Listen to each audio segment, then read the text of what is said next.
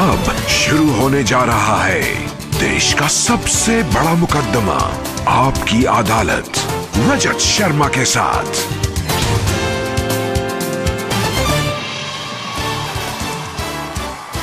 नमस्कार, आपकी अदालत में आपका स्वागत है। मुंबई शहर में आपकी अदालत से इस इलेक्शन स्पेशल में मुंबई की जनता का बहुत बहुत स्वागत है। इतनी बड़ी संख्या में आप यहां मौजूद हैं, आप सबका बहुत बहुत अभिनंदन। आपके इस शहर में आपकी अदालत में आज पेश करेंगे एक ऐसी शख्सियत को जिसे मुंबई की जनता ने बहुत प्यार किया।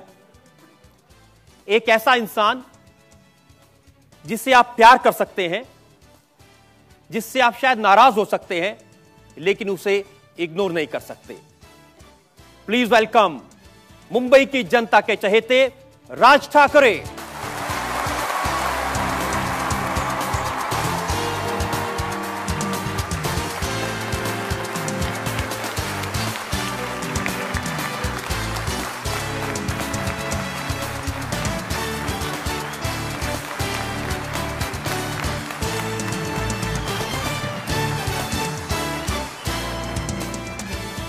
और मुंबई शहर में आपकी अदालत के स्पेशल शो के लिए हमने जज के तौर पर आमंत्रित किया है दिव्य भास्कर के एडिटोरियल हेड अभिलाष खांडेकर को।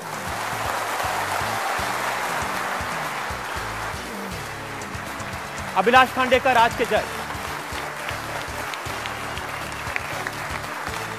और इससे पहले कि आपकी अदालत के इलेक्शन स्पेशल में राज ठाकरे पर यह मुकदमा शुरू करें, आज के जज अभिलाष खांडेकर की इजाजत चाहेंगे आज की कार्रवाई शुरू करने के लिए। अदालत अपनी कार्रवाई शुरू करें।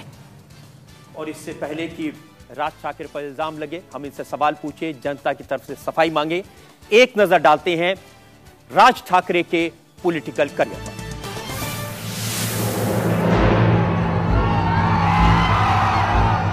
महाराष्ट्र नवनिर्माण सेना के प्रमुख राज ठाकरे को अपने काका बाला साहेब ठाकरे की मिरर इमेज कहा जाता है। राज ठाकरे बाला साहेब की तरह कार्टून बनाते हैं, पेंटिंग करते हैं, जोशीले भाषण देते हैं। एक जमाने में राज ठाकरे को बाल ठाकरे के उत्तराधिकारी के रूप में देखा जाता था। 2006 में राज ठाकरे ने शिवसेना से अलग होकर महाराष्ट्र नवनिर्माण सेना बनाई।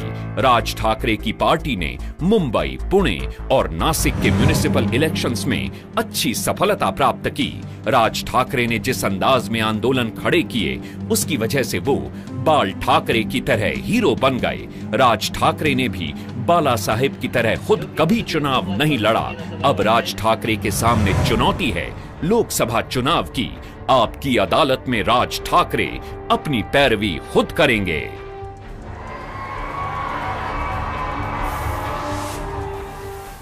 मुकदमा शुरू होता है। आपकी अदालत में पहला इल्जाम राज ठाकरे पर। आपकी अदालत में महाराष्ट्र नवनिर्माण सेना के प्रमुख राज ठाकरे पर इल्जाम है कि ये भड़काऊ भाषण देते हैं।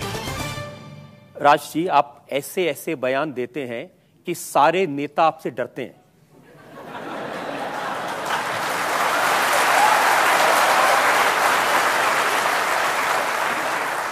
मैं जो कहता हूं वो सच कहता हूं, इसलिए शायद वो डरते होंगे। आप किसी को कहीं भी कभी भी कुछ भी कह सकते हैं। मैं आपको उदाहरण बताता हूं। महाराष्ट्र के मुख्यमंत्री पृथ्वीराज चव्हाण, आपने कहा बिना पगड़ी के मनमोहन है। हाँ, क्योंकि वो बात नहीं करते। और महाराष्ट्र में देखा जाए तो वो आप किसी को भी पूछ लेंगे तो पता चलेगा वो काम भी नहीं करते। मुझे तो मनमोहन सिंह जी के बारे में इतना मालूम नहीं, लेकिन जितना मैंने पढ़ा है वो कुछ सेम है। कुछ वो भी बोलते नहीं, ये भी बोलते नहीं, वो भी कुछ काम करते नहीं, ये भी कुछ काम करते नहीं। तो मुझे लगा बिना पगड़ी के मनमोहन होंगे ये। अच्छा, जो डिप्टी चीफ मिनिस्टर हैं उनको तो आप अच्छे से जानते हैं। उनके बारे में मैंने देखा कि आपने पोस्टर निकाल दिए और उस पर लिखा था अजीत दादा मूत्रालय।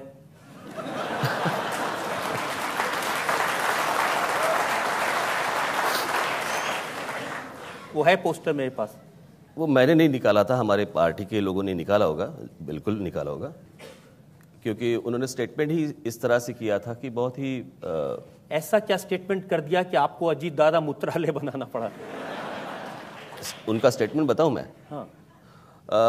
उन्होंने कहा था कि महाराष्ट्र में पानी नहीं है तो मैं पानी कहाँ से लाऊंगा, अगर पानी चाहिए तो मैं उस कैनाल में जाके क्या मैं पेशाब करूं?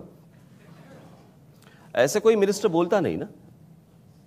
महाराष्ट्र में अकाल पड़ा है और लोगों के पास पीने के लिए पानी नहीं है, तो खेती के लिए पानी कहाँ से आएगा? और उस वक्त एक जिम्मेदार मंत्री इस तरह की भाषा अगर बोलता है तो मुझे लगता है कि वो गलत है। चलिए, उनकी भाषा गलत है, लेकिन आपके समर्थक कहते हैं राज ठाकरे पालक और अजीत पवार बालक। नहीं, मुझे नहीं मालूम। ये भी देखिए, ये भी आप ही के लोगों ने पोस्टर निकाला, ये आपकी तस्वीर पालक, ये उनकी तस्वीर बालक। नहीं होगा, किसी ने किया होगा, मुझे नहीं मालूम। अच्छा हुआ आपने बताया।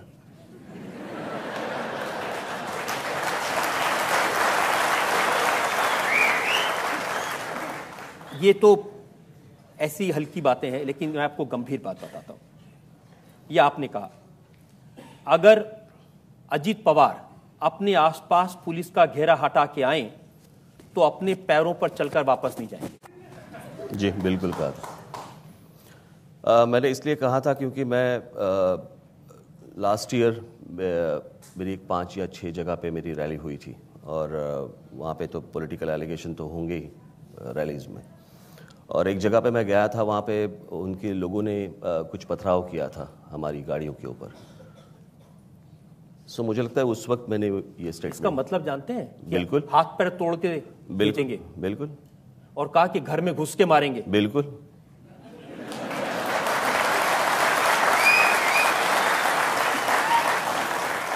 फिर आपने कहा कि चुन चुन के तोड़ो मंत्रियों की गाड़ियां। ये मुझे लगता है कि ये शरद पवार साहब की बेटी ने कहा था। बिल्कुल ठीक आपने, आप बिल्कुल याददाश्त अच्छी है। लेकिन जब उन्होंने कहा तो मुझे आपने क्या कहा है, कि जरूर करेंगे। मैंने जितना भी आज तक जो भी कुछ कहा है मुझे याद है, और दूसरों ने भी कुछ कहा है वो भी मुझे याद है। आपको ये याद है कि आपने किसानों से कहा कि सुसाइड क्यों करते हो, जिसने तुम्हारे साथ अन्याय किया है उसको मार दो। नहीं, ये तो अच्छी बात नहीं। मैंने इतना ही कहा है कि मुफ्त की मौत क्यों ले रहे हो, ऐसे क्यों मर रहे हो? आप किसी के कारण आप आत्महत्या कर रहे हो, तो ऐसे ही मरना है तो किसी को मार के मरो। लेकिन क्यों मारने मरने की बातें क्यों करते हैं आप इतनी? नहीं है, जिनके बारे में मैं बोलता हूं उनकी औकात ही वैसी होती है। अभी क्या करूं मैं? आपको ये याद है कि जब टोल के ऊपर आपने तोड़फोड़ की, आपके लोगों ने जाकर, तो आपने कहा कि मुख्यमंत्री ने वादा किया है कि टोल नीति बदलेंगे आचार संहिता हटने के बाद। याद है जी। इंडिया टीवी के संवाददाता से बात करते हुए मुख्यमंत्री पृथ्वीराज चव्हाण ने यह कहा है कि टोल का कोई झोल नहीं है, मैंने राज को कोई आश्वासन नहीं दिया और कुछ नहीं करने वाला हूं मैं इसमें। कुछ नहीं करने वाले हैं वो तो मुझे मालूम था, अभी आचार संहिता के बाद हम ही करेंगे, वो बात अलग। लेकिन मुझे मालूम था कि वो झूठ बोलेंगे, इसलिए मैंने उस मीटिंग में जब मैं गया था तो साथ में मैंने कुछ पत्रकारों को मैं लेके गया था, कुछ संपादक थे, कुछ चैनल के लोग थे, कुछ न्यूज़पेपर के लोग थे, उनके सामने उन्होंने ये बात की है। सो ऐसी बात नहीं है कि सिर्फ वो उन्होंने मेरे सामने बात की, तो उनके सामने बात की। आप कभी उनको पूछ सकते हैं कि उन्होंने क्या आश्वासन दिया था या क्या बात की थी, आप उनको भी पूछ सकते हैं। मैंने उनको कहा था कि 22 ऐसे टोल है महाराष्ट्र में कि जहां पे जिसकी कॉस्ट 2 करोड़ 3 करोड़, रोड की 5 करोड़, अभी उसको पूरा मिला के अगर होता है कुछ 100 करोड़ मैक्स। हर जगह पे अगर आप 2 करोड़ का काम है, वहां पे अगर आप टोल लगाएंगे, बराबर है, तो वो टोल उनको दिया है कुछ 23 साल के लिए, 22 साल के लिए। अभी वहां पे अगर 22 साल के लिए टोल देंगे तो 2 करोड़ तो क्या एक 1.5 साल में कवर हो जाएंगे। तो 22 साल 23 साल 25 साल वो टोल देने की क्या जरूरत है? तो उन्होंने कहा था कि नहीं, मुझे पता चल गया, मैं ये कैंसिल कर दूंगा टोल, और आचार संहिता के पहले कर दूंगा। लेकिन टोल रुकवाना चाहिए, गलत हो सकता है जिस तरीके से आप रुकवा रहे हैं तोड़ फोड़ के। राज ठाकरे गाड़ियों में बैठ के काफिला जाता है। सीधी भाषा समझ में नहीं आती तो मेरे पास दूसरी भाषा है ही कहाँ।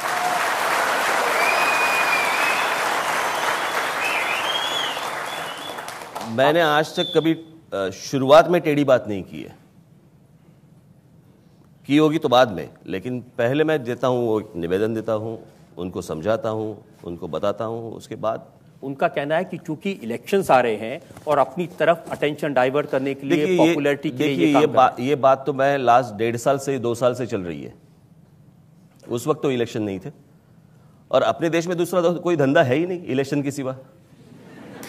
ये खत्म हुई तो ये आ गई, ये खत्म हो गई तो ये आ गई, ये खत्म हो गई तो ये आ गई, तो आप किसके बीच में करेंगे? कभी भी करो तो आप बोलेंगे इलेक्शन के लिए कर रहे। लेकिन इससे आपको फायदा होगा इलेक्शन में? बात फायदे नफे यानी कि नुकसान की है ही नहीं। आप गलत तरीके से अगर टोल लगा रहे हो, देखिए मैं टोल के खिलाफ नहीं हूं, लेकिन टोल जिस तरह से वसूल किया जाता है मैं उसके खिलाफ हूं। एक बात समझ में आनी चाहिए, महाराष्ट्र के सारे रोड्स खराब है, जहां पे टोल लगे हुए हैं वहां पे भी रोड्स खराब है। उसके बावजूद आप एक तो कुछ 10 या 11 किस्म के टैक्स महाराष्ट्र में है जो रोड के लिए लिए जाते हैं, और उसके बावजूद आप टोल वसूल कर रहे हो।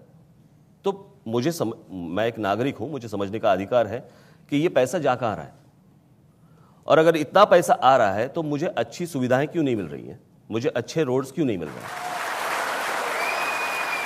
मुंबई शहर की वर्टिकल ग्रोथ है, इसमें आप हम लोगों की कैसी मदद कर सकते हैं कि लोगों को रोजी रोटी भी मिल जाए और जगह भी क्रंच नहीं हो शहर के रास्ते और फुटपाथ?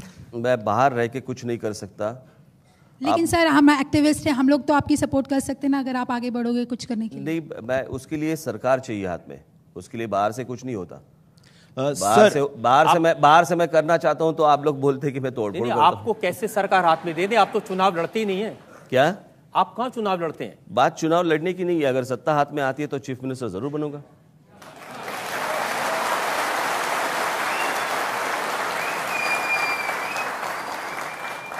तो ये पहली बार आप जनता के सामने कह रहे हैं कि अगर मेजोरिटी आती है महाराष्ट्र नवनिर्माण सेना की तो राज ठाकरे महाराष्ट्र के मुख्यमंत्री बनने के लिए तैयार हैं? बिल्कुल।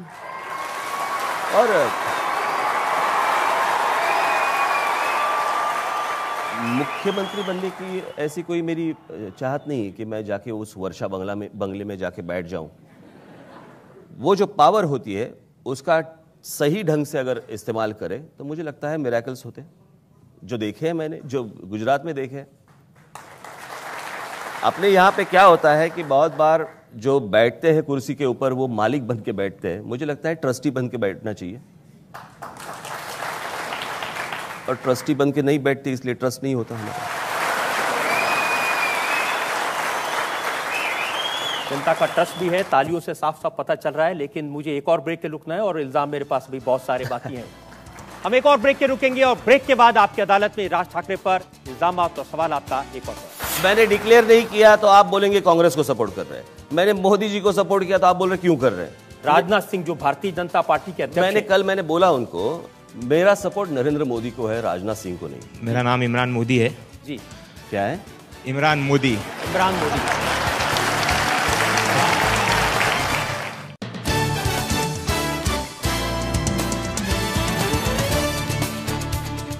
Welcome back. मुंबई की जनता का एक बार फिर से अभिनंदन है। आपकी अदालत का ये नेक्स्ट एपिसोड, हमारे मेहमान है राज ठाकरे। आपकी अदालत में अगला इल्जाम।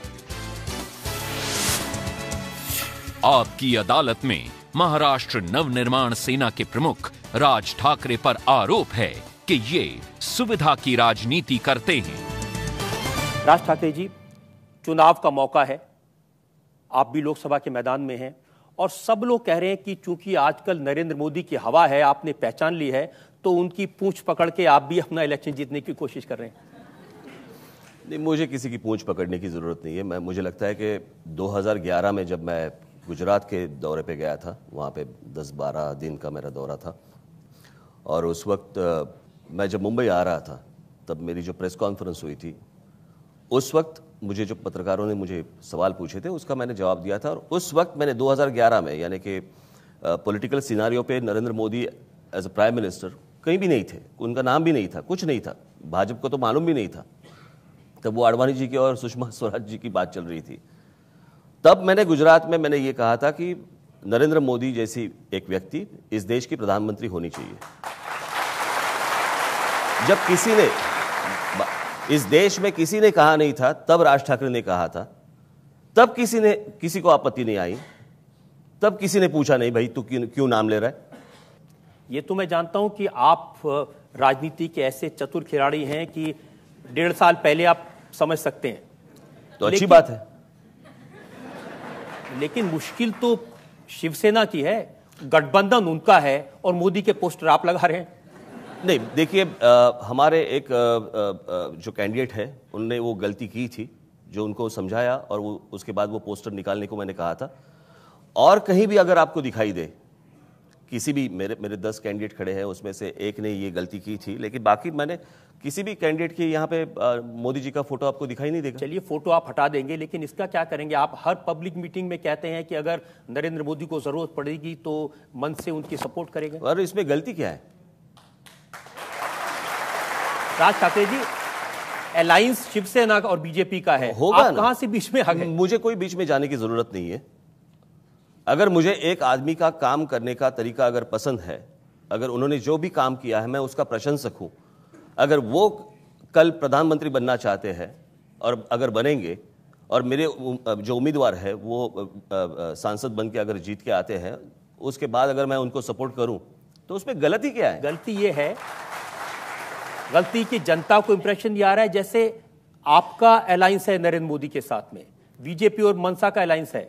नहीं, बात ऐसी है ना कि ये सारी चीजें ये परसेप्शन की बात है।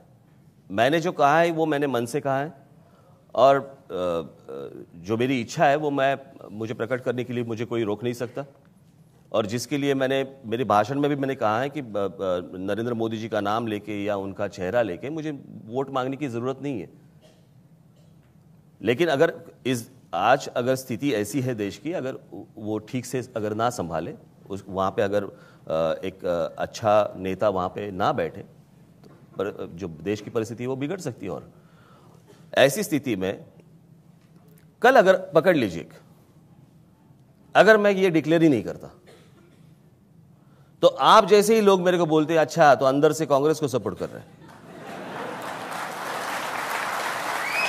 ये मैंने डिक्लेयर नहीं किया तो आप बोलेंगे कांग्रेस को सपोर्ट कर रहे हैं, मैंने मोदी जी को सपोर्ट किया तो आप बोल रहे क्यों कर रहे हैं। मेरे बोलने की बारी नहीं आएगी। राजनाथ सिंह जो भारतीय जनता पार्टी के अध्यक्ष मैंने बोला उनको मेरी रैली में, उन्होंने जो कहा मैं जनता को बता दूं। बिल्कुल। राजनाथ सिंह भारतीय जनता पार्टी के अध्यक्ष, उन्होंने कहा सुना है सारी राजनीतिक पार्टियां नरेंद्र मोदी को समर्थन देंगी। अरे भाई, काहे बिना मांगे समर्थन देने के लिए आप परेशान हैं? यदि किसी को समर्थन देना है या तो भारतीय जनता पार्टी का एलाई बन जाए, बीजेपी के साथ गठबंधन कर ले, पार्टी में खुद को विलीन कर ले, वही दावा कर सकता है। काहे को अनावश्यक जनता की आंख में धूल झोंकते हो? राजनीति सिर्फ सच बोल के करनी चाहिए। बिल्कुल, मेरा सपोर्ट नरेंद्र मोदी को है, राजनाथ सिंह को नहीं है। और इसके ऊपर अगर किसी को आपत्ति है तो नरेंद्र मोदी जी बात करें, राजनाथ सिंह ना बात करें। आपकी अदालत में नरेंद्र मोदी जब आए थे, मैंने उनसे पूछा था यह सवाल। हाँ। तो उन्होंने कहा भाई जो भी मुझे जहां भी समर्थन देना चाहे मैं इसमें क्या कर सकता हूं। तो बात खत्म। बात खत्म नहीं हुई। जैसे ही आप नरेंद्र मोदी का नाम लेते हैं, ऐसे ही उद्धव ठाकरे भड़कते हैं। अबे उसका मैं क्या कर सकता हूं? मैं उसका क्या कर सकता हूं? आप उनका गठबंधन तोड़वा देंगे। मुझे कोई जरूरत नहीं है। देखिए, उनकी अगर दो पार्टियों को अगर देखा जाए तो आज कोर्ट में उनके डिवोर्स पेपर है तैयार, लेकिन अभी जैसे आप बोलते हैं तो देखते हैं हम राजीव प्रताप रूडी उन्हें मनाने जा रहे हैं। अभी उनको कौन कौन मनाने जाए तो मैं क्या कैसे रोक सकता हूं? ये मनाने और रूठने की वजह आप हो गए ना। अब मैं क्या कर सकता हूँ, मैं इसमें क्या कर सकता हूँ बताइए। आप डाइवोर्स करा के मानेंगे? नहीं, मुझे किसी के घर में किसी का घर तोड़ना या किसी की घर में जाके कुछ डिवोर्स करवाना वगैरह, इसकी मुझे कोई आदत नहीं, ना ज़रूरत है, ना मुझे ज़रूरत लगेगी। एक और घर है जहां आपकी बहुत बात होती है। उद्धव ठाकरे ने कहा कि शरद पवार के साथ आपका पर्दे के पीछे अलायंस है। उसके लिए पर्दा भी तो बड़ा होना चाहिए। देखिए, इनके सांसद दिल्ली में कहाँ रहते हैं, कहाँ जाते हैं, किन पवार साहब के दरवाजे के बाहर कौन खड़े रहते हैं, एक बार आप दिल्ली के हैं, आपको भी मालूम होगा कौन कौन वहाँ पे जाता है। मेरे तो सांसद है नहीं, उनके घर के बाहर कौन रहता है आपको ही मालूम होगा। ये सवाल इसलिए पैदा होता है कि शरद पवार आजकल आपकी बहुत तारीफ करते हैं। अभी मैंने उनका इंटरव्यू पढ़ा, वो कहते हैं कि वो जब तारीफ करते हैं तो समझ लीजिए डरना चाहिए। वो जब गाली देते हैं तो समझना चाहिए चलो अच्छी बात हो रही है।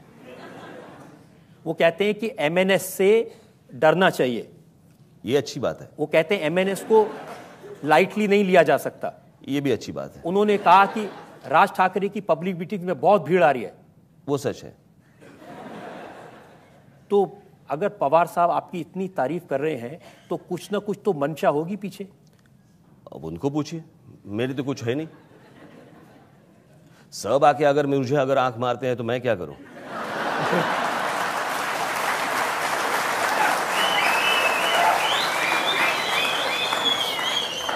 आप में से जो लोग सवाल पूछना चाहते हैं राज ठाकरे से, जी हाँ, यहाँ फर्स्ट रो में। जैसा कि 2002 में नरेंद्र मोदी जी पे दंगों का केस है सुप्रीम कोर्ट से, तो आप यहाँ कह रहे हैं उनको सपोर्ट करें, जिसने गुजरात में 11,000 करोड़ का कर्जा कर दिया, वो इस देश में विकास कैसा लाएंगे?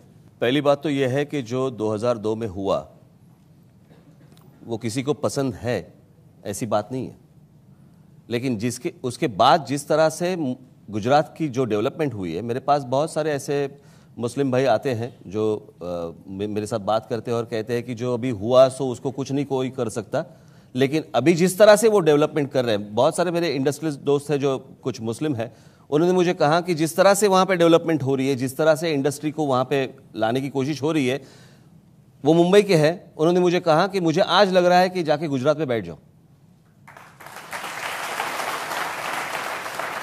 और बहुत बार ऐसी चीज़ें होती है कि जो हो चुकी है, जैसे इंदिरा जी की उनकी हत्या के बाद सिखों की हत्या हुई थी, या ऐसे बहुत सारी घटनाएं अपने देश में हुई हैं। अभी मुझे लगता है कि अगर आगे बढ़ना है तो इसको सारी चीज़ों को पीछे रखना होगा।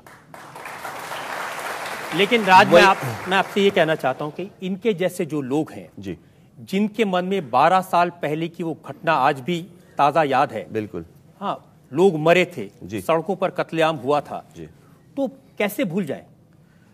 तो फिर आगे कैसे जाए? कुछ तो एक बार तय करना पड़ेगा ना कि या तो वो भूल जाएं या तो आगे चले जाएं। अगर वहीं पे रहना है तो बात कर लो, वहीं पे बात करते हैं। कैसे चलेंगे? यानी अगर जिस तरह से अगर आप जर्मनी देख लेंगे, जर्मनी में जिस तरह से हिटलर ने जो भी कुछ किया था, अगर आज जर्मनी देखेंगे तो उन्होंने वो सब बंद कर दिए दरवाजे।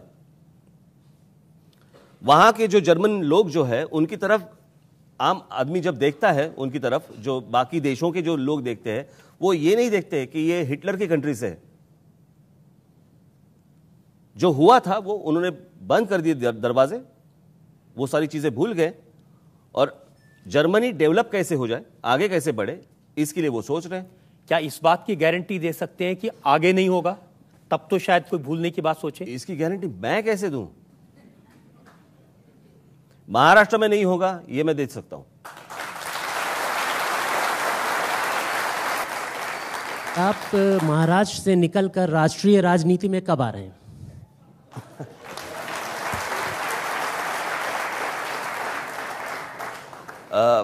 महाराष्ट्र के बाहर की राजनीति मुझे करनी नहीं है। मैं ये जो सांसद भेजने की कोशिश कर रहा हूँ वो महाराष्ट्र के प्रॉब्लम्स दिल्ली में समझ में आए, इसके लिए मैं इलेक्शन लड़ रहा हूँ। अदरवाइज मुझे कोई ज़रूरत नहीं है। और इसका कारण ही ये है कि हर एक अगर रीजन के लोग अगर अपना अपना घर ठीक कर ले तो मुझे लगता है देश ही बड़ा हो जाएगा। आप अपने उम्मीदवारों को दिल्ली भेजना चाहते हैं महाराष्ट्र की समस्याओं के लिए, नरेंद्र मोदी को प्रधानमंत्री बनने में मदद करना चाहते हैं, तो आप खुद क्यों नहीं चुनाव लड़े? तो कैंपेन कौन करेगा? देखिए कर रहे हैं ना सब, राहुल गांधी चुनाव लड़ रहे हैं, कैंपेन कर रहे हैं। उनके कैसे है कि उनके पीछे इतने सालों की एक पार्टी है, मोदी जी भी कर रहे हैं, उनके पीछे एक इतनी सालों की पार्टी है, उसके पीछे एक आरएसएस नाम की एक और पार्टी है जो भी थोड़े दिन पहले बनी थी, वो भी चुनाव लड़ रहे हैं। कौन? नहीं, वो तो इलेक्शन के बाद खत्म हो जाएंगे। मेरा नाम इमरान मोदी है जी। क्या है? इमरान मोदी। इमरान मोदी।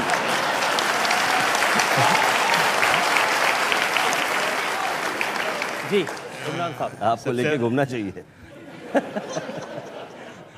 आप सब जगह जाते हो कैंपेनिंग करने के लिए, तो हमारे मुंबा देवी एरिया में क्यों नहीं आते हो? जैसे हमारा भिंडी बाजार है, डोंगरी है, आप वहाँ पे क्यों नहीं आते हो सर जी? बुलाइए, आऊँगा। अरे सर, आपको ऐसा लगता है कि हम आपका वेलकम नहीं करेंगे? मैं वही बोल रहा हूँ, बुलाइए, आऊँगा। हम तो हमेशा बुलाते सर जी। चलिए अब ये जिम्मेदारी आपके ऊपर होगी, आप बुलाइए और सबके सामने उन्होंने प्रॉमिस किया वो जरूर आएंगे। जी सर, अभी बुलाएंगे आपको। बिल्कुल आऊँगा। और आपको आना चाहिए। बिल्कुल आऊँगा। Thank you. पूछिए। अभी आपने रजत जी से कहा कि शिवसेना और बीजेपी की गठबंधन सरकार की जो डिवोर्स पेपर है वो अदालत में है। सर आप ही बता दीजिए ये डिवोर्स होने कब वाला है? नहीं, मैं उसकी प्रतीक्षा में नहीं हूँ मैं, और मुझे कुछ लेना देना है नहीं कि उनका, ऐसे ही मैंने मजाक में बोल दिया था। वो डिवोर्स पेपर बने ये तो आपने ही बताया, तो कब होगा वो भी आप ही बताएंगे? नहीं, जिस तरह से उनके बीच में जो लड़ाई चल रही है उसके हिसाब से मैंने कहा था, और कुछ नहीं। राज ठाकरे, मुझे ब्रेक के लिए रुकना है, लेकिन इल्जामात बहुत सारे मेरे पास में, आपने इतने सारे कारनामे किए हुए हैं। हम एक ब्रेक के लिए रुकेंगे और ब्रेक के बाद आपकी अदालत में राज ठाकरे पर जनता के इल्जामात और सवाल आपका एक और सवाल। मुंबई में कर्नाटक से लोग आते हैं, गुजरात से लोग आते हैं, राजस्थान से आते हैं, हर जगह से आते हैं, लेकिन आपके निशाने पर सिर्फ बिहारी क्यों होते हैं? महाराष्ट्र के लिए गर्व का विषय नहीं होना चाहिए कि पूरे देश से लोग यहाँ आते हैं? बिल्कुल नहीं, पसंद करते हैं हमारा। जरूरत नहीं, आप अपने जो इलाके है वो पहले सुधारो। मैं नरेंद्र मोदी जी को मैं वही विनती करूंगा कि अगर वो प्रधानमंत्री बनते हैं तो पहले वो उत्तर प्रदेश, बिहार और झारखंड की तरफ पहले 5 साल देख ले।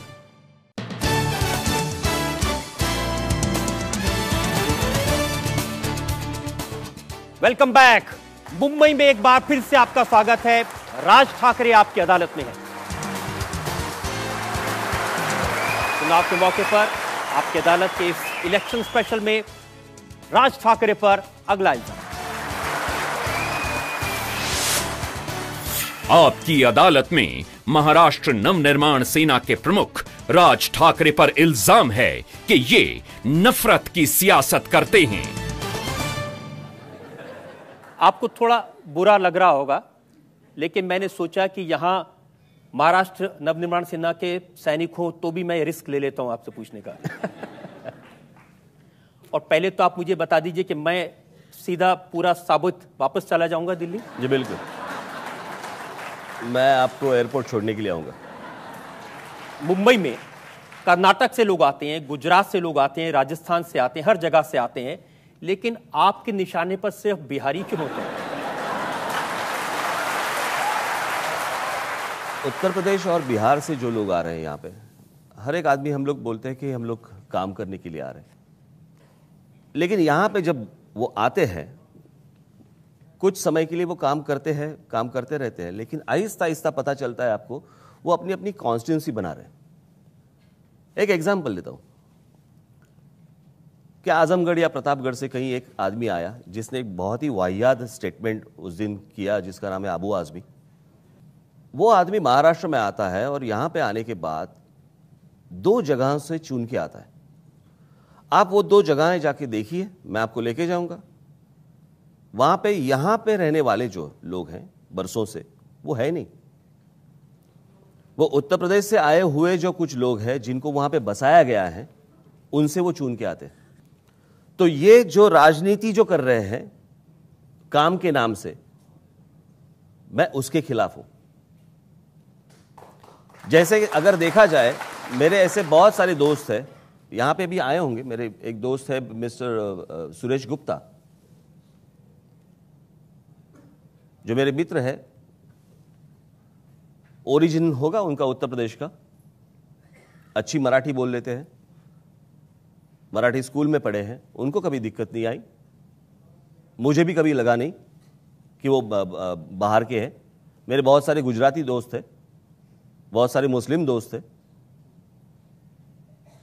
अगर मैं इस तरह की अगर राजनीति मैं करता तो क्या वो मेरे दोस्त रहते? शायद उनको लगता होगा कि दोस्त रहेंगे तो प्रोटेक्शन मिला रहेगा, तो बाकी लोगों को भी मिलता होगा। कहां प्रोटेक्शन मिलता है? देखिए कितनी लंबी लिस्ट मैं आपको बता सकता हूं। फरवरी से मार्च 2013 के कुछ लिस्ट निकाली मैंने। ठाणे में एक उत्तर भारतीय की जमकर पिटाई की मनसे के लोगों ने। सतारा में सैनिक स्कूल के दाखिले का किस्सा आपको याद होगा, वहां लोगों की पिटाई की। बहुत लंबी ऐसी लिस्ट है। तो लोगों को मारना पीटना ये कोई अच्छी बात है क्या? नहीं, आप जो सवाल मुझे कर रहे हो ना, आपने कभी आसाम की जनता को नहीं की। यानी यहाँ पे तो कुछ वैसे हुआ नहीं था ज्यादा, लेकिन वहां पे तो आसाम के लोगों ने बिहारियों को जलाया था, उनकी गर्दनें काटी थी, उनको मार डाला था। वो भी गलत है, लेकिन इतना आपने चलाया नहीं, क्योंकि टीआरपी नहीं होगा शायद। ऐसे सवाल में आपको मैं ईमानदारी से बताता हूं, जी बिल्कुल, शायद कोई भी इंप्रेशन हो, हम कभी टीआरपी मैं आपकी बात नहीं कर रहा हूं, आप सीधा आप पे मत लेना। मैं आप जनरल चैनल्स की बात कर रहा हूं मैं, फिर वो हिंदी चैनल्स हो या इंग्लिश चैनल्स हो। मान लीजिए नहीं दिखाते हैं उसको, यानी मैंने एक बार कुछ तो एक किसी ने उस आंदोलन के वक्त एक कुछ समोसे की गाड़ी थी, जो सब समोसे रोड पे गिरे हुए थे, देखो राज ठाकरे के लोगों ने क्या किया। वो क्लिप इतनी बार दिखाई कि मैंने वो जितने समोसे थे वो मैंने गिन लिए।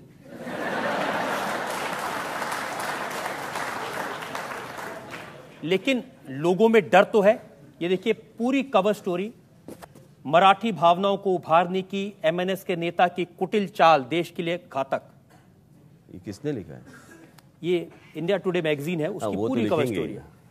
वो तो लिखेंगे ही ना, बिना समझे अगर आप ये करते रहेंगे। आप यही चीज गोवा के चीफ मिनिस्टर ने कहा था, जब बिहार से जब वहां पे एक ट्रेन जा रही थी। महाराष्ट्र में आज 48 ट्रेनें आती हैं रोज, उत्तर प्रदेश, बिहार, झारखंड से। जब गोवा में एक ट्रेन शुरू हुई थी, तब गोवा के चीफ मिनिस्टर थे, पर्रिकर के पहले जो थे, उन्होंने कहा था ये ट्रेन बंद कर दो, हमें भिखारियों की ट्रेन नहीं चाहिए। तब किसी ने कुछ नहीं बोला, मेरे पास उनके स्टेटमेंट्स है। तो ये महाराष्ट्र के लिए गर्व का विषय नहीं होना चाहिए कि पूरे देश से लोग यहां आते हैं? बिल्कुल नहीं, पसंद करते हैं महाराष्ट्र। जरूरत नहीं, आप अपने जो इलाके है वो पहले सुधारो। मैं नरेंद्र मोदी जी को मैं वही विनती करूंगा कि अगर वो प्रधानमंत्री बनते हैं तो पहले वो उत्तर प्रदेश, बिहार और झारखंड की तरफ पहले 5 साल देख ले, बाकी कहीं ना देखे। जिस प्रांत से अभी आप देखिए, पंडित जवाहरलाल नेहरू, उनकी कॉन्स्टिट्यूंसी उत्तर प्रदेश, इंदिरा जी उनकी कॉन्स्टिट्यूंसी उत्तर प्रदेश, लाल बहादुर शास्त्री उत्तर प्रदेश से, अटल बिहारी वाजपेयी जी उत्तर प्रदेश से, बहुत सारे, वीपी सिंह उत्तर प्रदेश से।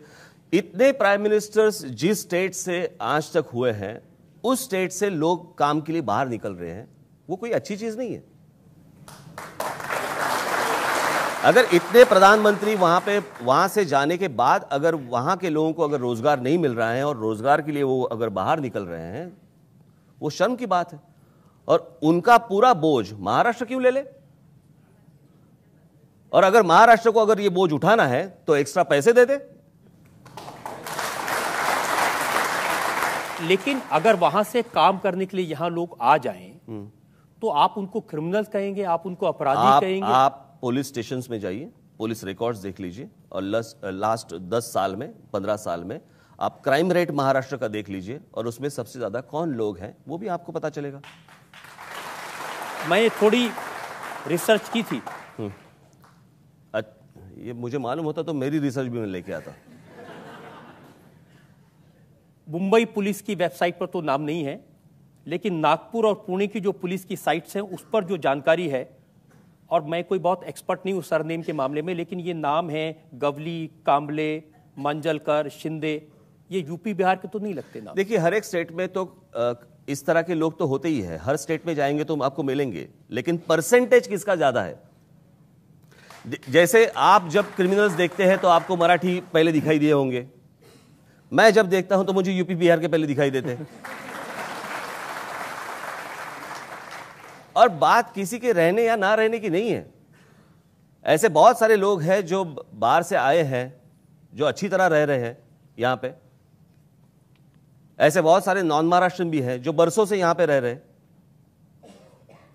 जब आप ऐसी बातें कहते हैं ना, तभी बिहार के चीफ मिनिस्टर नीतीश कुमार को कहना पड़ा ये सिरफिरा है। नहीं, अभी बिहार की चीफ मिनिस्टर है, अभी मैं क्या बोलूं। बिहार की स्थिति आपको भी मालूम है वहां पे क्या है। ये नीतीश कुमार जब पहली दफा चीफ मिनिस्टर बने तो उन्होंने 50,000 क्रिमिनल्स को पहले अंदर डाल दिया। यानी 50,000 तो थे, ये तो था ना। ऐसी स्थिति तो खराब थी, बिल्कुल बिल्कुल। तो वहां से अगर यहां पे क्रिमिनल्स आ रहे हैं, उनके खिलाफ अगर मैं कुछ बात कर रहा हूं तो आप मुझे सरफिरा कह रहे हैं। उन्होंने कहा ये इन लोगों की आदत है, ये 4-5 लोगों को पीट करके उनका वीडियो बनाते हैं, उसका प्रचार करते हैं, टीवी पर दिखाते हैं और लोगों को डराते हैं। बहुत दूर है वो स्टेट, नहीं मालूम उनको देश कहां जा रहा है। आप ही के चैनल वाले लोग होते हैं ना, मैं क्यों वीडियो निकालूं। लेकिन बिहारियों से इतनी ज्यादा नाराजगी क्यों? बात बिहारियों की नहीं है, आप समझ लीजिए।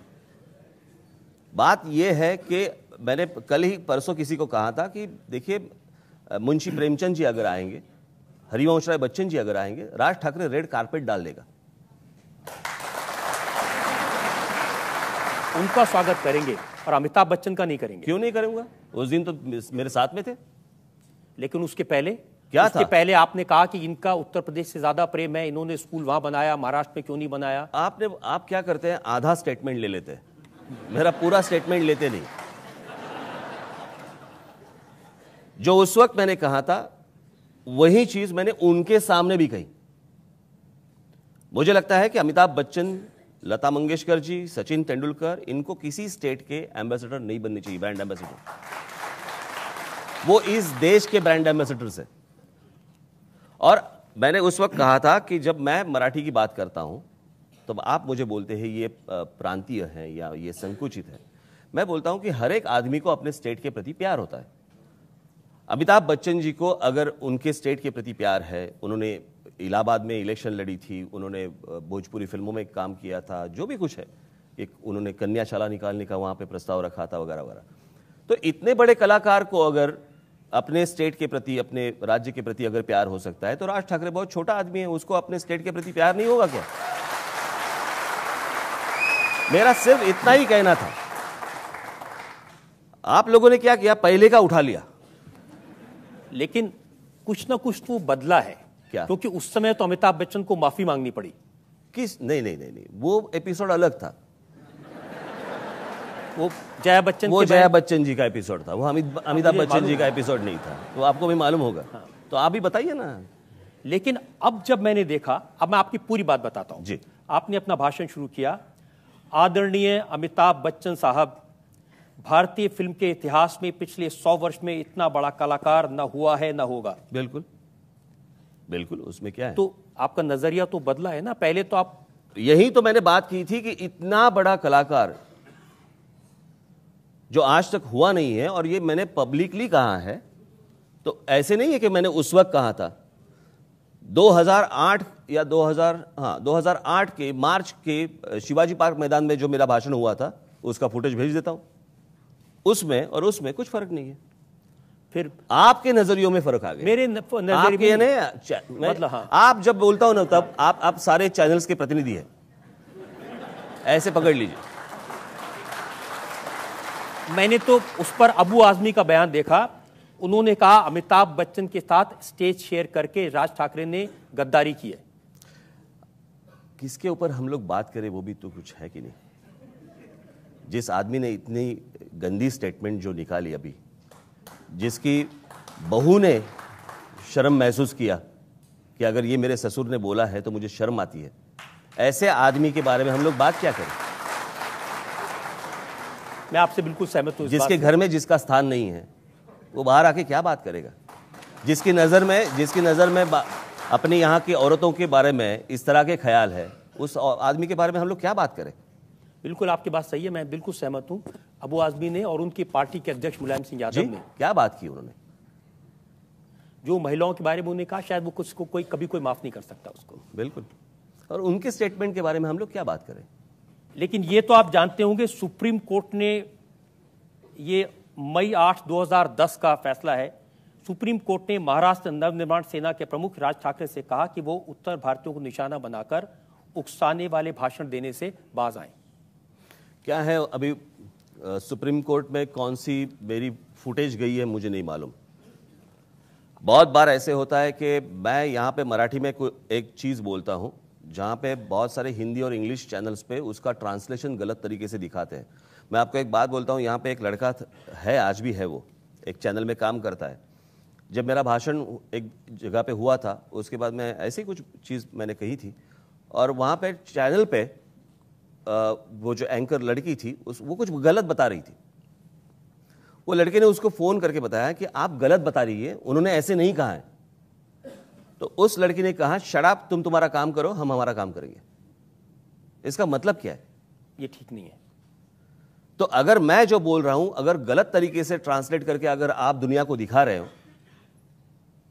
और उससे अगर आप समाज में या दो स्टेट्स में या और जगह पे अगर झगड़ा लगा रहे हो, वो भी तो गलत है। मेरा एक पॉइंट ऑफ व्यू है, पहले आप समझ लो। आज आपकी अदालत में आपको इसीलिए बुलाया कि आपका पॉइंट ऑफ व्यू जनता के समझ में आ जाए, और मैं ये दावे के साथ कह सकता हूं कि आपने जिस सफाई से बगैर किसी सवाल को टाले जवाब दिए, मुझे लगता है कि जनता को जरूर समझ आया होगा कि बिहार के मामले पर, उत्तर प्रदेश के मामले पर आपका स्टैंड क्या है। मैं क्यों गुस्सा करूं बिहार के ऊपर और यूपी के ऊपर? कुछ लोग यहाँ पे जो आते हैं, अगर वो वहां से है और यहाँ पे अगर दंगा मस्ती करते हैं, बहुत सारे अच्छे भी लड़के आते हैं, अच्छे परिवार के भी लोग आते हैं। उनको पूछिए कभी राज ठाकरे ने या राज ठाकरे के लोगों ने उनको कभी परेशान किया है? लेकिन जिस तरह से जो लोग रास्ते पे आके, अभी पकड़ लीजिए उस दिन जो मोर्चा निकला था आजाद मैदान पे, बराबर, वहां पे कुछ मुसलमानों ने मोर्चा निकाला था। उसके बाद फिर वो पुलिस को मारा, फिर वो जो लड़कियां थी, पुलिस कांस्टेबल्स थी, उनको अंदर खींच के जो भी कुछ किया उन्होंने, आपको मालूम होगा। जब सर्वे किया पता चला कि मुंबई महाराष्ट्र के रहने वाले मुस्लिम नहीं थे, वो उसमें से बहुत सारे बांग्लादेश के थे।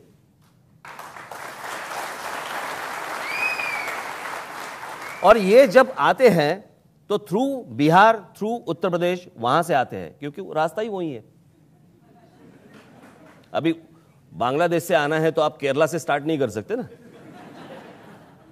तो यहां का जो आप देखिए ना, यहां पे जो कभी कभार जो हिंदू मुस्लिम राइट्स होते हैं, आप देखिए जहां पे महाराष्ट्र का मुस्लिम रहता है, महाराष्ट्र का मुसलमान जहां पे रहता है, आपको वहां पे राइट्स दिखाई नहीं देंगे। ये जो आजाद मैदान की जिसका जिक्र कर रहे हैं, वहां पर बहुत सारे मीडिया कर्मियों की भी पिटाई की गई थी। बिल्कुल। ओबी वैंस को जला दिया गया था। तो आप पुलिस को पूछिए वो थे कौन? महाराष्ट्र में रहने वाला जो आदमी रहता है, उसका घर यहां रहता है, उसका परिवार यहां रहता है, उसका काम यहां पे रहता है, उसको कोई जरूरत नहीं है ऐसी हरकत करने की, वो कभी करेगा भी नहीं।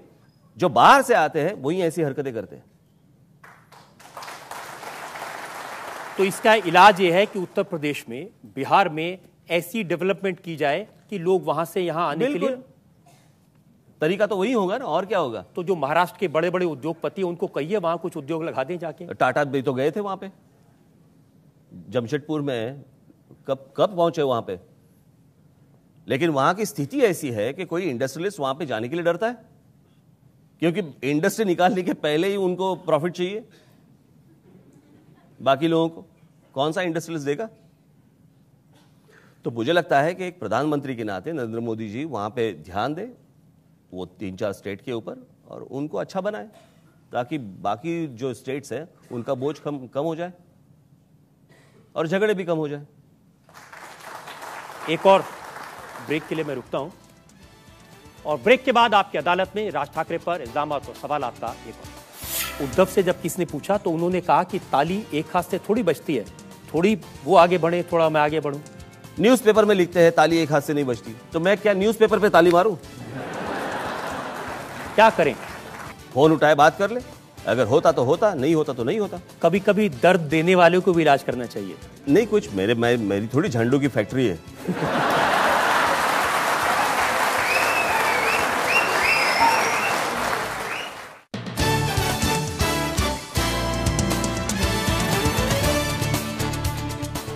Welcome back. आपकी अदालत के इलेक्शन स्पेशल में आपका स्वागत है। हम मुंबई शहर में हैं और हमारे साथ मुंबई के चहेते राज ठाकरे हैं। आपकी अदालत में राज ठाकरे पर अगला इल्जाम।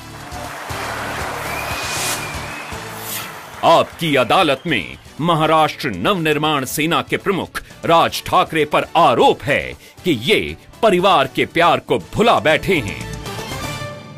राज, एक मैं आप पर इल्जाम लगाऊं, सफाई मांगूं, उससे पहले एक बात कहना चाहता हूं।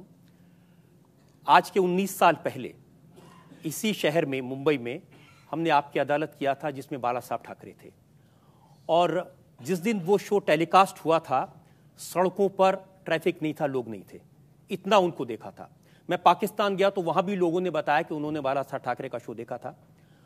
और जिस बेबाकी से उन्होंने जवाब दिए थे, उसी बेबाकी से आज आप जवाब दे रहे हैं। मुझे बड़ी खुशी है।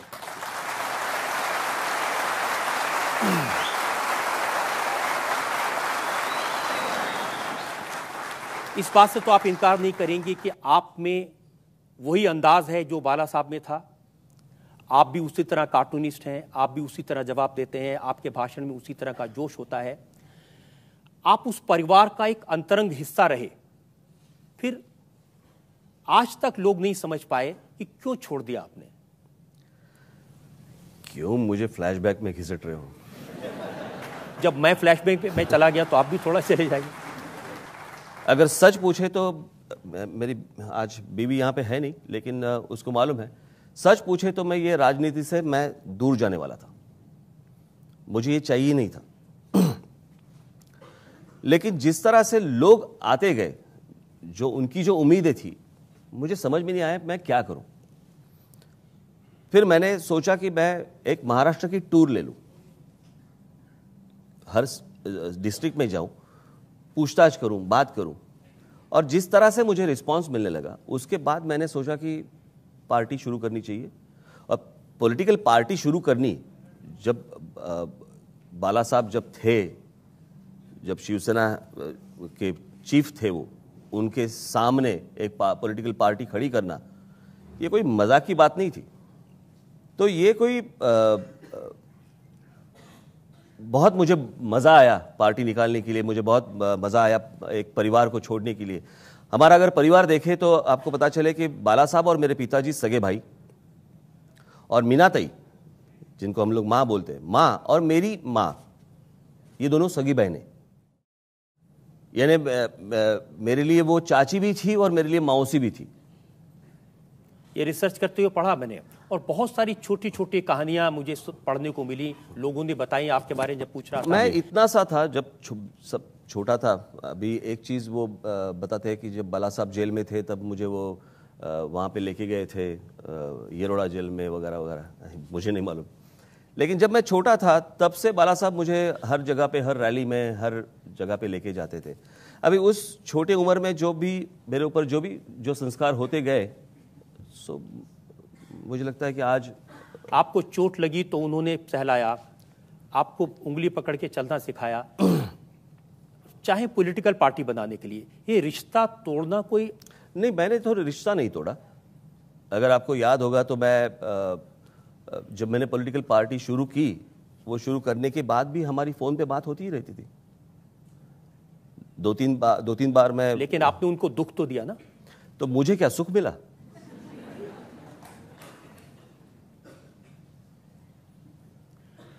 दोनों जगह पे दुख ही था, क्या करूं मैं? तो क्यों किया ऐसा काम जहां दोनों तरफ दुख हो? अभी क्या हालत वैसी थी तो क्या करूं मैं? अगर ऐसी स्थिति आ जाए मैं चाहता हूं किसी के भी दुश्मन के नसीब में ना हो कि ऐसी स्थिति आ जाए। मैंने तो 2011 तक की बातें सुनी, जब बीमार थे बाला साहब, आप उन्हें मिलने जाते थे, वो आपको देखते रहते थे और वो जरूर चाहते थे कि दोनों भाई इकट्ठे हो जाएं। तो उनकी भावनाओं का कुछ तो आप सम्मान करते हैं।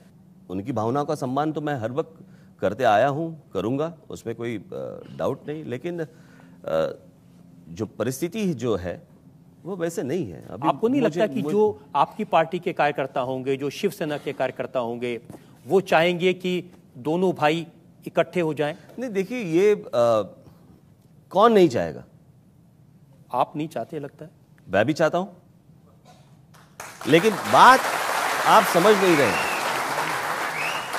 आप बात समझ नहीं रहे हैं कि एक पारिवारिक संबंध एक बात होती है और एक राजनीति एक अलग बात होती है। राजनीति में बहुत सारे लोग आते हैं। अगर आपको पता चले तो जो उस दिन मैंने मेरे भाषण में आपको कहा, जो भी कुछ कहा था कि जब यहाँ पे जब हॉस्पिटल में उद्धव को जब रखा था, मुझे कोई बात दोहराने की जरूरत नहीं, लेकिन मुझे ऐसा लगा कि नहीं, मैं वहां पे रहना चाहिए मुझे। मेरे मन में भी नहीं आया कि इसमें पॉलिटिकली इसकी रिएक्शन क्या होगी, क्या होगा, क्या नहीं होगा। सब कुछ छोड़ दिया मैंने, वहां पे खड़ा हुआ। लेकिन आज आपके भाषण जब सुनता हूं, ये गुड़ी पड़वा का दिन था, महाराष्ट्र के लिए बहुत इंपॉर्टेंट दिन होता है। आपके शब्द देखिए, आपने कहा शिवसेना को औकात दिखाता हूं, इन्हीं नालायकों की वजह से मुझे बाला साहब को छोड़कर जाना पड़ा। जी, इतनी कड़वी? क्योंकि मैं वही बोल रहा हूं, आप पहले देखते नहीं।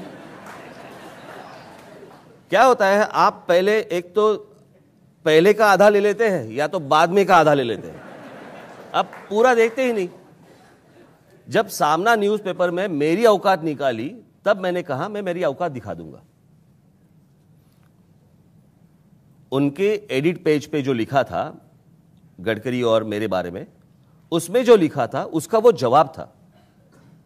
अचानक से मुझे याद नहीं आया चलो मैं आज औकात दिखाता हूं, ऐसे नहीं था। वो खंजर घोंप दिया, वो उसने कहा और फिर आपने जवाब दिया। बिल्कुल, आप सवाल पूछेंगे तो मैं जवाब तो दूंगा ही।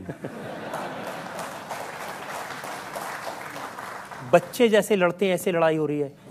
मुझे नहीं लगता। अगर सच चीज अगर सामने आ जाए तो उसे अगर आप बोले कि बच्चों की तरह लड़ रहे हैं, ऐसे थोड़ी होता है। क्योंकि तो आपने कल पूछा, मोदी जी को पूछा, आपको किसी ने कुत्ता बोला, पूछा ना? पूछा। तो क्या है वो? तो पूछा ही क्यों? कौन आदमी कहीं भी कोई बोलता है कुत्ता है नरेंद्र मोदी, और आप नरेंद्र मोदी जी को पूछते हैं कि आपको कोई कुत्ता बोलता है, आपका क्या जवाब है? पूछा ही क्यों? मुझे लग रहा है उन्हें बुरा नहीं लगा, आपको ज्यादा बुरा लगा। नहीं, आप सवाल इस तरह से बोल रहे हैं। सवाल इस तरह से होते हैं कि आपको जितना इंटरेस्ट होता है, जो अगर मैं किसी महाराष्ट्र के डेवलपमेंट की बात करूं तो वो छपके नहीं आती, अगर मैं किसी को गाली दूं तो हेडलाइन बन जाती है। देखिए, जनता ये जरूर जानना चाहती है कि राज ठाकरे इतने गुस्से वाले क्यों हैं, हर बात पे मैं चाहता हूं कि गुस्सा मत दिलाओ मुझे। एक्चुअल में देखा जाए तो मैं वैसे गुस्से वाला हूं नहीं, लेकिन गुस्सा आ जाता है। एक उद्धव से जब किसी ने पूछा तो उन्होंने कहा कि ताली एक हाथ से थोड़ी बजती है, थोड़ी वो आगे बढ़े, थोड़ा मैं आगे बढ़ूं। अरे ये कोई ट्रेन है क्या? ये कौन सा तरीका है? आगे बढ़े, वो आगे बढ़े, वो आगे बढ़े, वो आगे बढ़े, ऐसे थोड़ी होता है।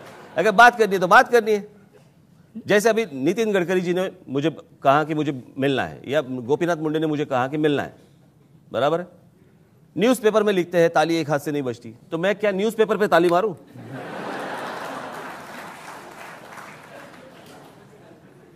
क्या करें?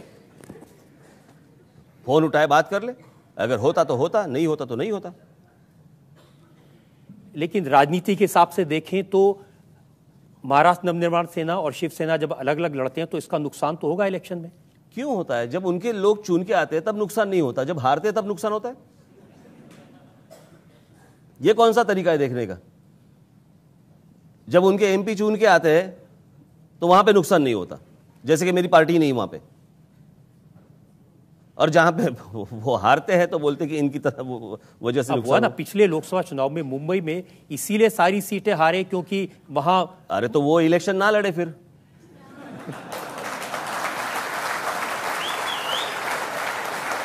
मेरी एक पॉलिटिकल पार्टी है, मैं तो इलेक्शन लड़ूंगा और अगर देखा जाए तो उसमें मुझे मिलने वाले जो वोट्स हैं, अगर आप देखेंगे कि हर साल 18 साल की उम्र कंप्लीट करने वाले जो युवक हैं, बहुत सारे ऐसे जो महाराष्ट्र में हैं, वो अगर मुझे नए वोटर्स हैं, मुझे वोट करने वाले बहुत सारे नए वोटर्स हैं। अगर ऐसे होता तो एक जैसे कि लास्ट टाइम एक जगह पे शिवसेना का उम्मीदवार चुन के आया था, वहाँ पे मेरा भी था, वहाँ पे मुझे कुछ 1,10,000 कुछ ऐसे वोट थे, वहाँ पे शिवसेना का भी चुन के आया था, तो उसका क्या करें। बीच में कांग्रेस वालों ने या न्यूज़पेपर में ही पढ़ा था कि राज ठाकरे अभी कांग्रेस एनसीपी की वोट तोड़ रहा है। वहाँ पे बुरा नहीं लगता, यहाँ पे बुरा लगता है, क्योंकि यहां दर्द ज्यादा होता है ना। तो वो दर्द का वो इलाज करे, मैं क्यों करूं। कभी कभी दर्द देने वाले को भी इलाज करना चाहिए। नहीं कुछ मेरी थोड़ी झंडू की फैक्ट्री है।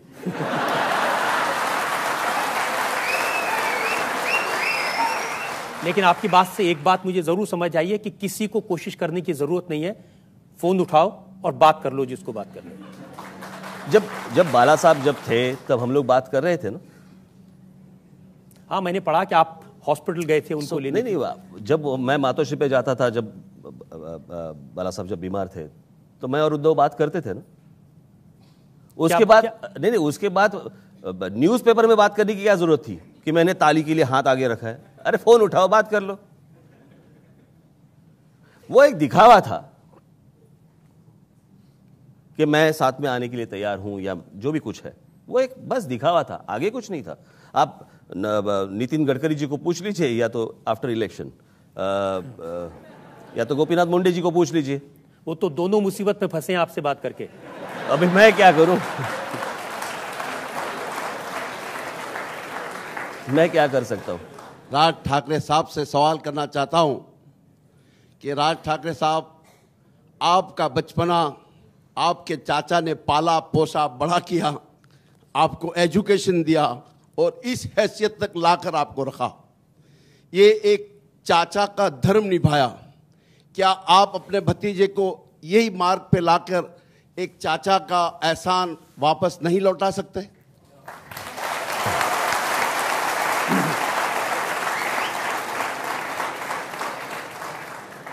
अगर एहसान मुझे चुकाना है तो मैं बाला साहब का बिल्कुल चुकाऊंगा। बात ऐसी है कि मेरी परवरिश में बाला साहब भी थे, मेरे पिताजी भी थे, मेरी मां भी थी और सारे लोग थे परिवार के। लेकिन ये एक तरफ से नहीं होता ना। मुझे ऐसी कोई बात नहीं है कि मैं कोई पॉलिटिकल पार्टी बना के, मैं कोई नेता बना के किसी को दिखाना है। मुझे किसी को नहीं दिखाना था मुझे। लेकिन होता ऐसे है जो आप समझ नहीं सकते। अगर मैं कुछ बोलूं तो आप बोलेंगे कि आप अंदर की बातें क्यों निकाल रहे हो। जो चीजें आपको नहीं मालूम है मैं आपको नहीं समझा सकता।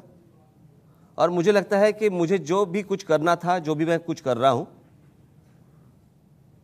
जो मैं महाराष्ट्र में जो करना चाहता हूं, तो जो भी कुछ मेरे से अच्छा होगा मैं उन्हीं को समर्पित कर दूंगा।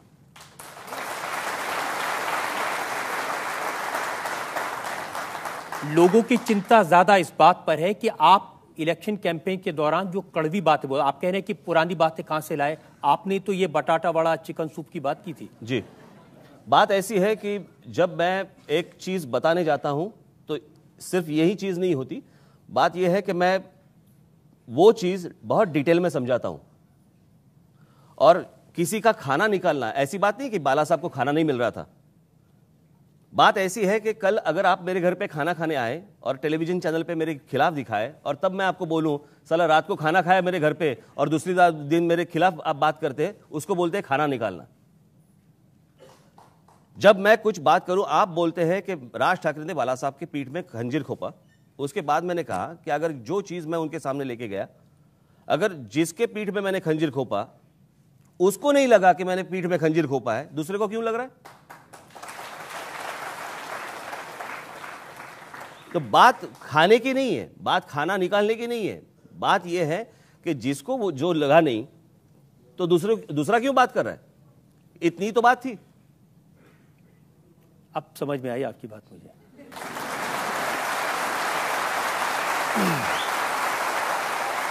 मेरे को सिर्फ आपसे एक ही क्वेश्चन पूछना है आज के स्पीच के बाद कि I am really inspired by you, as in इतना ब्लंट और स्ट्रेट फॉरवर्ड एटीट्यूड बचपन से ही है कि पॉलिटिक्स में आने के बाद आया है?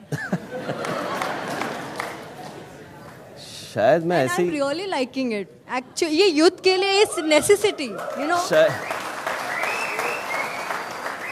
शायद मैं शुरू से ही ऐसे ही हूँ, ऐसे लगता है। ग्रेट। क्योंकि आप ऐसी चीजें, एटीट्यूड आप ला नहीं सकते जो ओरिजिनली होनी चाहिए। राइट। और मुझे नहीं मालूम मैं इतना ठीक था ना। बहुत अच्छे थे राज, मेरी शुभकामनाएं आपके साथ में हैं। आप ऐसे हैं, ऐसे ही बने रहें, इसी तरह से बेबाकी से हर सवाल का बिना डर के जवाब देते रहें। हम एक ब्रेक के रुकेंगे और ब्रेक के बाद सुनेंगे आपकी अदालत में आज के जज का फैसला आज के मुकदमे पर।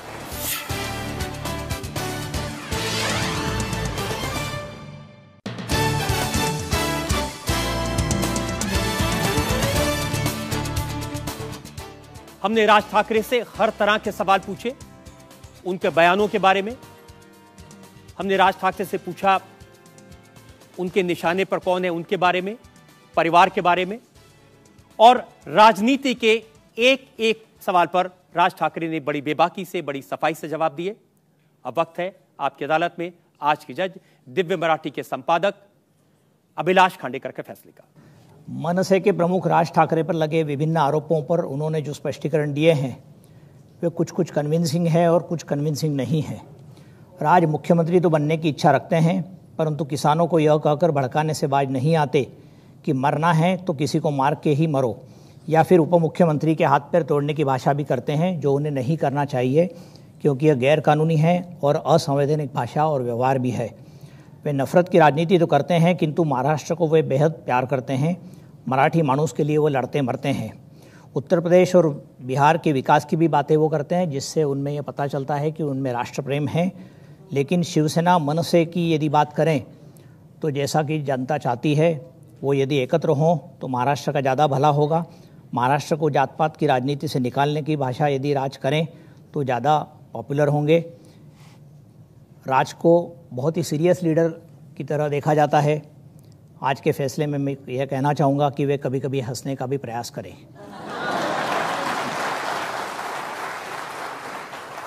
आप कुछ कहना चाहते हैं फैसले के बारे में? नहीं।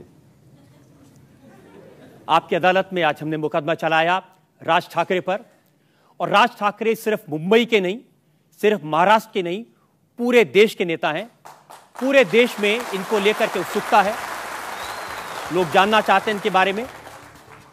आपने जज का फैसला सुना आपकी अदालत में, लेकिन असली फैसला आपको यानी देश की जनता को करना है। लोकसभा के चुनाव होने वाले हैं, ताकत आपके हाथ में है और आपका फैसला, जनता जनार्दन का फैसला सबसे ऊपर होगा। हमारे लिए वक्त है मुंबई की जनता से विदा लेने का। अगले सप्ताह से मुलाकात होगी एक नए शहर में, एक नई आपकी अदालत में। तब तक के लिए नमस्कार।